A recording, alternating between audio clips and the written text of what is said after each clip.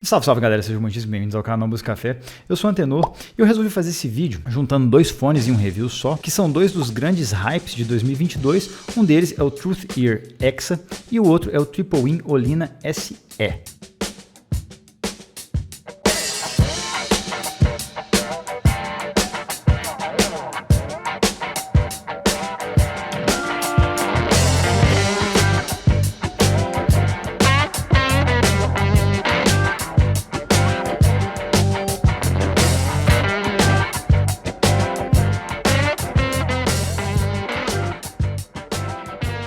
E já senta o dedão aí no botão de like, se inscreve aqui embaixo no canal. E tanto a Triple In quanto a Truth-Ear são marcas chinesas, são fabricantes de fones chinesas. E a Triple In eu conheci há um tempinho atrás, já faz alguns anos, como fabricante de cabos. Eles fabricam até hoje cabos muito interessantes, né, com uma fabricação muito legal ali, conectores bem feitos, cabos bem legais mesmo, duráveis e bem feitos. E há não muito tempo, acho que coisa de 2 anos, eles começaram a fabricar fones de ouvido intra-auriculares.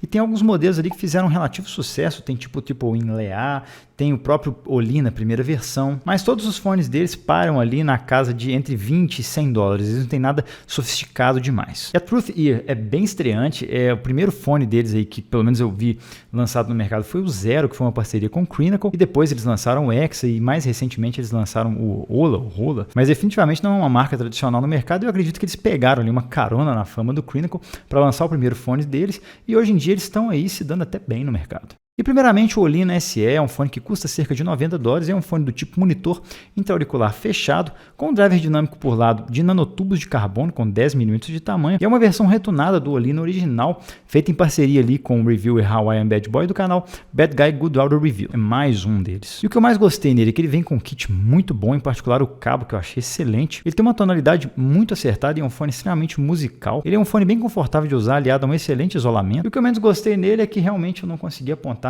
muitos defeitos nesse fone, eu gostei dele. Agora o Exa custa um pouquinho menos que o Olina SE, cerca de 70 dólares, e também é um monitor intra-auricular fechado, mas é um modelo híbrido com um driver dinâmico de 10 mm e 3 armaduras balanceadas por lado. E o que eu mais gostei nele é que ele tem uma tonalidade excepcional, é um excelente fone de referência, eu achei que ele traz boas qualidades técnicas também, tem um ajuste para mim super confortável e bastante firme, e o que eu menos gostei nele é que faltou uma case mais decente, a case dele é toda molenga assim, não protege o fone, o cabinho dele também é um pouquinho embolento, e ele tem uma sonoridade que é um pouco estéreo assim, pode não ser divertida na maior parte dos casos. E o Olina SE e o Exa vem nessas caixinhas aqui, vamos começar pela do Exa, que é menorzinha, um pouquinho mais simples, ela é rígida, tá?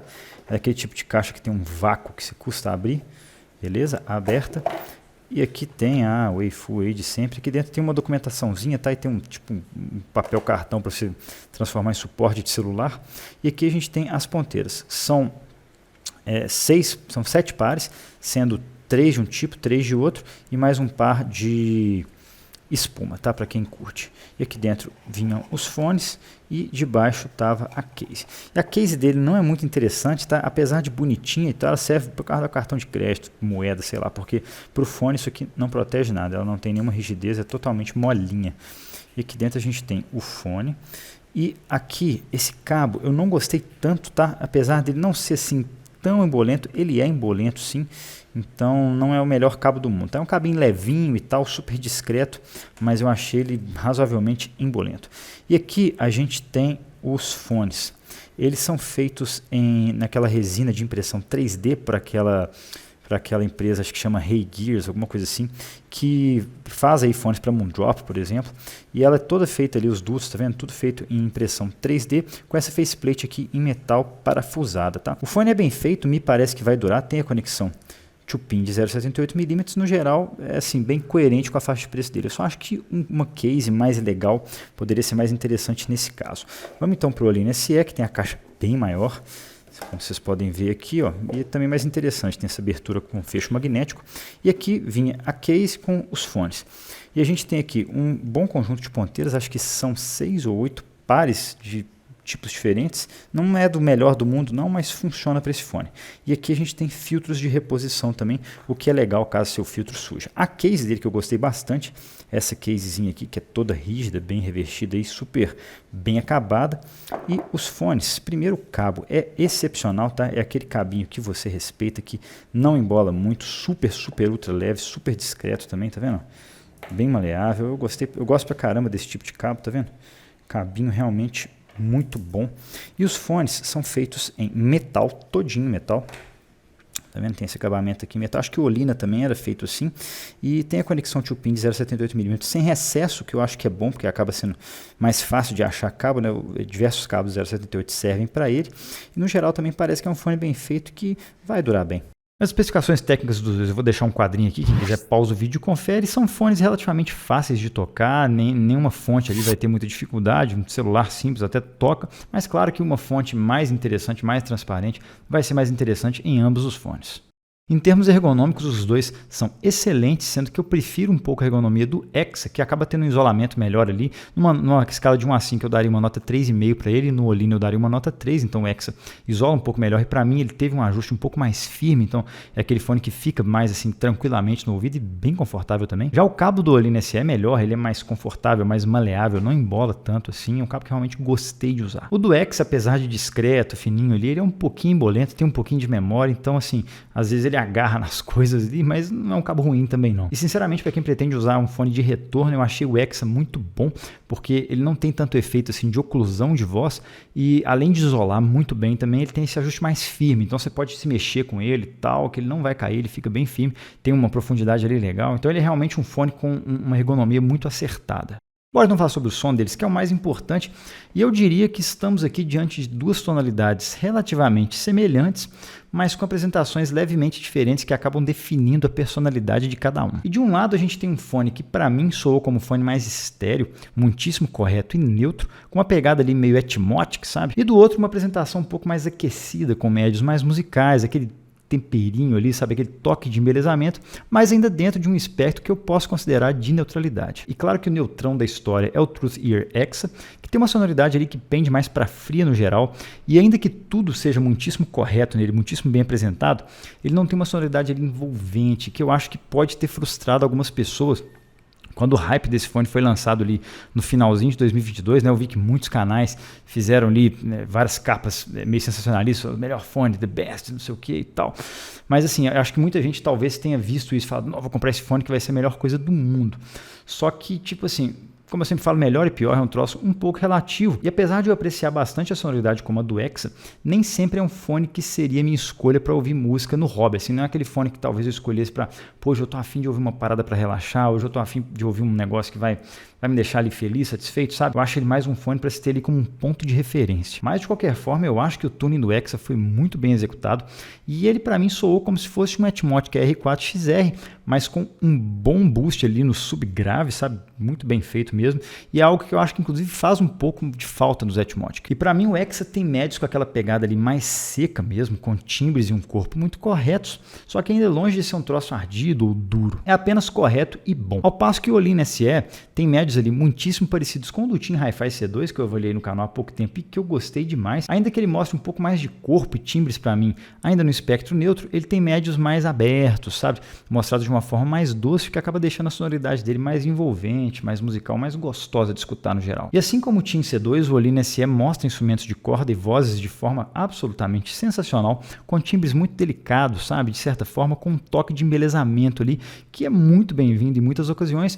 E eu achei esse fone muito agradável de ouvir, aquele jazzinho gostoso, sabe? Aquele jazz mais suave, uma MPB bacana, um rock clássico também. Fica bom demais, mas quase tudo fica muito bom nele. E o Exa, apesar de não ser um fone musical assim, se mostrou para mim excepcional para música clássica, principalmente, por causa da apresentação de médios ali mais seca, mais correta. Eu também achei ele muito bom para metal, acho que muito em função da separação de instrumentos, essa pegada muito correta de médios, mas com bons subgraves que deixaram ele bom demais para isso, pro meu gosto. Então vamos falar dos graves dele, e o Exa tem uma implementação excepcional, mostrando graves ali bem secos, bem rápidos, e com excelente e muitíssimo bem-vindo boost, bem concentrado ali na região mais subgrave mesmo. Daquele jeito que se passa facilmente por graves neutros e o boost só aparece em gravações realmente com conteúdo subgrave, e eu acho isso muito relevante, principalmente para músicas e mixagens mais modernas, que tem bastante conteúdo nessa região, e por exemplo um fone como o Etmotic R4SR ou XR não ficaria tão bem representado. E o Olina SE já tem a região grave mais cheia, com mais peso e punch que o Exa, que tem esses graves mais técnicos mesmo.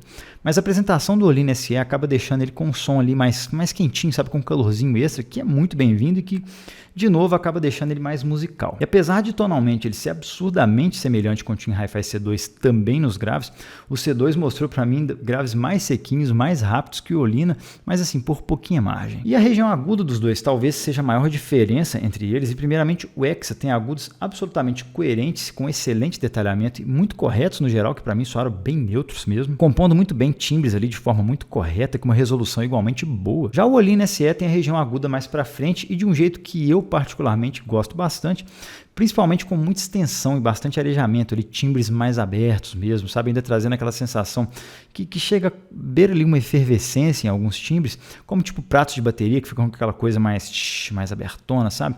Só que, de novo, é inevitável comparar ele com o Team Hi-Fi C2 nessa região, e para mim o C2 consegue ser ainda mais transparente, mais arejado do que o Olino SE, só que com um coloridinho extra ali, né? Ele tem um pouquinho mais de colorido aparente para mim em relação ao Olino SE, e eu sinceramente não sei se por causa daquela abertura grandona que ele tem ali na traseira da Shell, mas para mim essa comparação deixa ainda mais patente a qualidade sonora do Team Hi-Fi C2 custando apenas 1/3 do preço, ainda que o Olino SE seja um fone também excepcional. E por fim, o palco dos dois me soou bastante parecido em tamanho, ambos se projetando ali para fora da cabeça, só que com o Olino SE se mostrando um pouquinho mais arejado, com aquela sensação mesmo de ter ar ali, aquela separação mais física dos instrumentos. E a separação de instrumentos e detalhamento dos dois são muito boas, ainda que eu acho que o Olino SE tem uma certa vantagem, só que os recortes são um pouquinho mais naturais no Exa, sabe? É como se muitas vezes o Olina mostrasse recortes ali mais precisos de instrumentos, mais fechados, mais estreitos no palco, e o Exa tivesse recortes um pouquinho mais naturais ali, mais de acordo com o que a gente esperava na realidade mesmo. Bora então concluir, gente. Eu acho que deu para ver que eu gostei bastante dos dois fones. Eu acho que apesar de estarem ali dentro de zonas que eu considero de neutralidade, o Exa é um fone que realmente pode se dizer de referência. Eu acho que ele é um fone ali mais técnico, com uma tonalidade de timbres um pouco mais acertados, ali, mais secos mesmo, mais sem colorido. E o Olino SE é um fone que, apesar de não colorir tanto assim, ele deixa as coisas um pouco mais aquecidas, um pouco mais divertidas, né? E normalmente mais doces, mais agradáveis de escutar no geral. E sinceramente, se o hype dos dois é real ou não, na minha opinião, eu acho que sim, porque o Exa, ele é um fone muito bom, mas o que a gente tem que entender é que ele é um fone muito bom para se ter como uma referência. Apesar de eu ter gostado muito dele, eu não acho que seria o primeiro fone que eu escolheria ali para poder ouvir música na boa, sacou?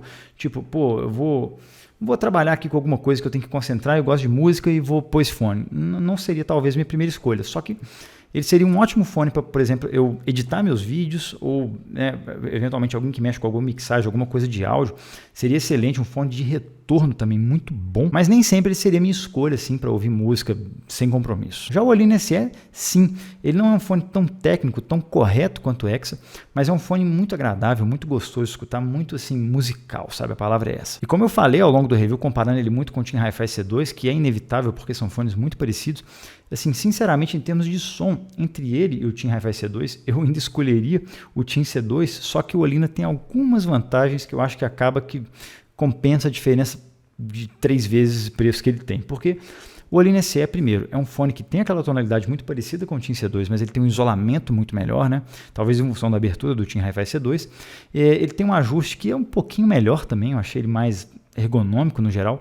Ele tem um cabo muito melhor, o kit dele realmente é superior, ele tem uma case bacanosa, então assim, no final você acaba pagando por essas diferenças construtivas melhores. Então, tipo assim, se a tonalidade do C2 é excepcional para você, mas o isolamento não é bom, o Olino SE seria uma opção mais cara, mas é uma opção muito interessante dentro da mesma linha tonal, sacou? Mas de qualquer forma, são dois fones excepcionais e que eu recomendo pra caramba, dadas todas as coisas que eu falei aqui. E por fim, eu tenho que agradecer demais ao amigo Marcelo Canaã, que me enviou esses fones para análise. E há não muito tempo eu fiz um vídeo muito legal com ele aqui, ele é músico, testando ali fones Audio Office. Quem quiser eu vou deixar aqui no card, só clicar e conferir que ficou muito bom. E o Marcelo tem uma banda muito legal que faz um cover super foda de Pink Floyd, chama Pink Floyd Reunion. E pra quem for de Belo Horizonte nos dias 18 e 19, a banda do Marcelo, Pink Floyd Reunion, vai fazer um show muito massa que eles meio que tocam durante o filme do Pink Floyd, The Wall, e tipo, o timing dos caras é perfeito, sabe? A banda é muito boa, vai ter uma orquestra acompanhando, é claro que eu vou, e eu vou deixar o link aqui para quem quiser conferir, porque é muito legal. E quem curtiu, deixa o joinha, quem tá gostando do trabalho, considera se inscrever aqui embaixo no canal, e eu vou deixar uma canjinha da banda do Marcelo no final do vídeo. Forte abraço para vocês, até a próxima, valeu demais!